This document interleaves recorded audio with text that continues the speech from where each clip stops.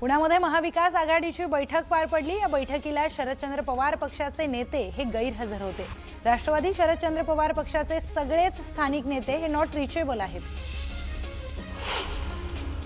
मुंबईमध्ये ठाकरे बंधूंची युती जाहीर झाल्यानंतर अजूनही जागा वाटपाचा तिढा हा सुटलेला नाही। दरम्यान मनसे अध्यक्ष राज ठाकरेंनी जागा वाटपाबाबत चर्चा करण्यासाठी बैठक बोलावली आहे। मीरा भाईंदरमध्ये महायुतीत पेच कायम आहे। भाजपने 24 तासात निर्णय न घेतल्यास स्वतंत्र लढू असा इशारा प्रताप सरनाईकांनी दिलाय। अमरावतीत भाजप आणि शिवसेनेची युती फिसकटली। नागपूरमध्ये बावनकुळे यांच्या नेतृत्वामध्ये अंतिम बैठक पार पडली। यावेळी शिवसेनेने अवास्तव जागा मागितल्यामुळे युती फिसकटल्याची चर्चा आहे। नवी मुंबईच्या माजी महापौर मीनाक्षी शिंदे यांनी जिल्हा महिला आघाडीच्या अध्यक्षपदाचा राजीनामा दिलेला होता। दरम्यान आता उपमुख्यमंत्री एकनाथ शिंदेंनी मीनाक्षी शिंदेंसोबत चर्चा केल्यामुळे नाराजी दूर झाल्याचं बोललं जात आहे। वरणगाव नगर परिषदेचे नवनिर्वाचित अपक्ष नगराध्यक्ष सुनील काळे यांनी विजयी रॅली काढली। यावेळी विजयी नगराध्यक्षांनी वरणगाव येथून जामनेरपर्यंत ट्रॅक्टरने प्रवास करत मंत्री गिरीश महाजनांची भेट घेतली। त्यामुळे सुनील काळे भाजपला पाठिंबा देणार असल्याचं बोललं जात आहे। पिंपरी चिंचवड महापालिका निवडणुकांचं बिगुल वाजताच प्रभाग क्रमांक 16 मध्ये राजकीय वातावरण तापू लागलंय। भाजपच्या उमेदवार जया राऊत यांनी देहू रोडच्या मामुर्डी गावचं ग्रामदैवत भैरवनाथ मंदिरामध्ये दर्शन घेऊन प्रचाराचा नारळ फोडला। यावेळी भव्य रॅली काढत जोरदार शक्ती प्रदर्शन करण्यात आलं। सोलापूर महानगरपालिकेमध्ये शिवसेना आणि राष्ट्रवादीच्या युतीची घोषणा झाली आहे। दोन्ही पक्ष प्रत्येकी 51 जागा या लढवणार आहेत। त्यामुळे सोलापुरातील निवडणूक अधिक रंगतदार ठरणार आहे। सोलापुरामध्ये एमआयएम पक्षाने काँग्रेसला धक्का दिलाय। काँग्रेसने जाहीर केलेल्या उमेदवारांनी एमआयएम मध्ये प्रवेश केला।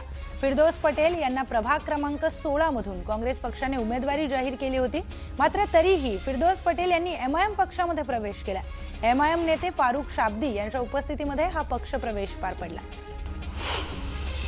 सोलापूर दक्षिणचे आमदार सुभाष देशमुख यांनी 2 महिन्यांपूर्वी शीतल गायकवाड यांना उमेदवारी जाहीर केली होती। मात्र पालकमंत्री जयकुमार गोरे यांनी राष्ट्रवादीचे किसन जाधव आणि नागेश गायकवाड यांना भाजपमध्ये प्रवेश दिला। त्यामुळे शीतल गायकवाड यांची उमेदवारी धोक्यात आली असून इच्छुक उमेदवारांनी हजारो कार्यकर्त्यांसह भाजप कार्यालयाबाहेर आत्मदहन करण्याचा इशारा दिलाय। राष्ट्रवादी शरदचंद्र पवार पक्षाकडून सोलापूर महानगरपालिकेसाठी उमेदवारांची पहिली यादी जाहीर करण्यात आली। शरदचंद्र पवार पक्ष सोलापुरामध्ये 20 जागा लढवणार आहे, तर पहिल्या 6 उमेदवारांची यादी ही जाहीर करण्यात आली आहे।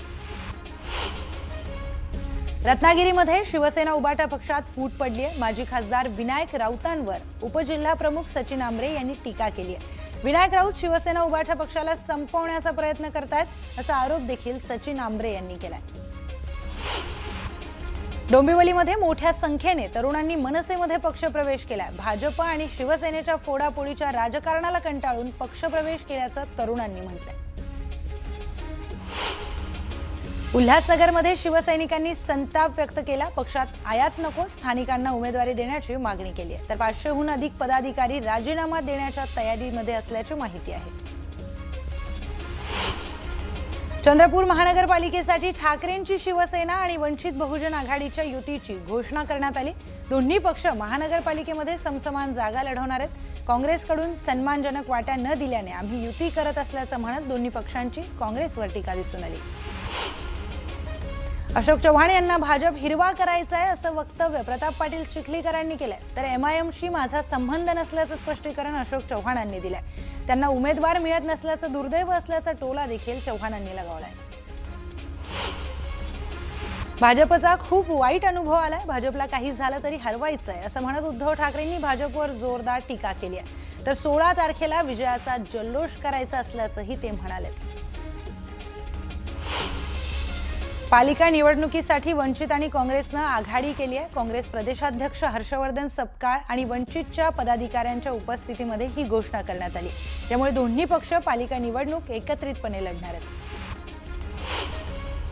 आजपासून काँग्रेस आणि वंचित मित्रपक्ष असल्याचं वक्तव्य काँग्रेस प्रदेशाध्यक्ष हर्षवर्धन सपकाळ यांनी केलंय। तर ही नवी सुरुवात असून भाजपला रोखण्यासाठी एकत्र आल्याचं त्यांनी म्हटलंय। कृष्णराज महाडिक यांनी महापालिकेच्या निवडणुकीतून माघार घेतली. मी पक्षाचा निष्ठावंत कार्यकर्ता असल्याचं मत यावेळी त्यांनी व्यक्त केलं. तर पक्ष पातळीवर झालेल्या निर्णयानुसार महापालिका निवडणूक लढवणार नसल्याचं कृष्णराज महाडिक यांनी म्हटलंय. बारामतीमध्ये शरद पवार आणि अजित पवार एआय महाविद्यालयाच्या उद्घाटन सोहळ्यामध्ये एकाच मंचावर आले होते. यावेळी शरद पवार आणि अजित पवारांमध्ये चर्चा झाली. काय चर्चा झाली हे अद्याप गुलदस्त्यात आहे. उपमुख्यमंत्री एकनाथ शिंदे मुंबईतील शिवसेनेच्या 60 माजी नगरसेवकांशी संवाद साधणार आहेत. शिंदे काय कानमंत्र देणार याकडे लक्ष लागलंय. मुंबईतील रंगशारदा इथे उद्या मनसेच्या मेळाव्याचं आयोजन करण्यात आलं. राज ठाकरे यावेळी मेळाव्याला मार्गदर्शन करणार आहेत. उद्या सकाळी 9:30 वाजता होणाऱ्या मेळाव्यात मुंबईतील सर्व पुरुष आणि महिला पदाधिकाऱ्यांना उपस्थित राहण्याचं आवाहन करण्यात आलंय. मुंबईतील सर्व विभाग प्रमुख, शाखा प्रमुख आणि लोकप्रतिनिधींची उद्धव ठाकरेंनी बैठक बोलावली होती. शिवसेना भवनामध्ये या बैठकीचं आयोजन करण्यात आलं होतं. ठाकरेंनी यावेळी मार्गदर्शन केलं. अहिल्यानगर महापालिका निवडणुकीसाठी महायुतीतील जागा वाटपाचा तिढा हा कायम आहे. आज संध्याकाळपर्यंत निर्णयाची अपेक्षा असल्याचं राम शिंदेंनी सांगितलं. चंद्रपूर महानगरपालिका निवडणुकीच्या पार्श्वभूमीवर भाजप नेते हंसराज अहिर आणि मुख्यमंत्री देवेंद्र फडणवीस यांनी तासभर चर्चा केली.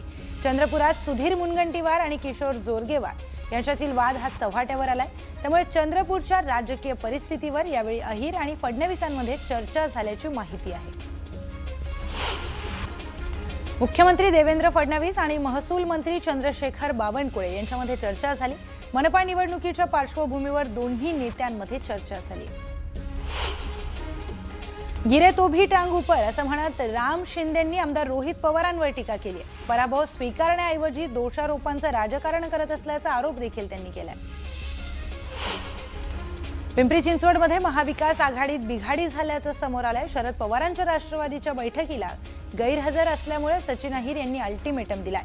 पवारांची राष्ट्रवादी युतीत आल्यास ठीक, नाहीतर यादी जाहीर करणार असल्याचा इशारा त्यांनी दिला. छत्रपती संभाजीनगरमध्ये ठाकरेंच्या शिवसेनेमध्ये प्रवेश करणारे रशीद मामू यांनी पोलीस ठाण्यामध्ये तक्रार केली आहे. ठाकरेंच्या शिवसेनेमध्ये प्रवेश केल्यापासून बदनामी केली जात असल्याचा आरोप त्यांनी केला. मनसे आणि शिवसेना उबाठामध्ये जागा वाटपाचा तिढा निर्माण झालाय. निष्ठावंत मनसे कार्यकर्त्यांना जागा सोडण्याचा उद्धव ठाकरेंकडे मनसेनं आग्रह केलाय. शिवडी, विक्रोळी, भांडूप मधल्या जागा वाटपावरून मनसेमध्ये नाराजी असल्याची देखील माहिती आहे. पुण्यात महाविकास आघाडीची आज पुन्हा बैठक होणार आहे. तिन्ही प्रमुख पक्ष प्रत्येकी 50 जागा लढवणार असल्याची माहिती सूत्रांनी दिली आहे. पुण्यामध्ये धंगेकरांचा मुलगा प्रणव धंगेकर अपक्ष निवडणूक लढण्याच्या तयारीत आहे. जागा वाटपावरून भाजप कोंडी करत असल्याचा आरोप धंगेकरांनी केलाय. पुण्यात गुंड बंडू आंदेकर काल अर्ज भरण्यासाठी आलेला होता, परंतु अर्ज अर्धवट असल्यानं अर्ज दाखल झाला नसल्याची माहिती समोर आली आहे. दरम्यान बंडू आंदेकर उद्या पुन्हा अर्ज दाखल करण्याची शक्यता आहे. बारामतीतल्या Sharad Pawar centre of excellence in artificial intelligence विभागाच्या नूतन इमारतीचं उद्योगपती अदानींच्या हस्ते उद्घाटन झालं.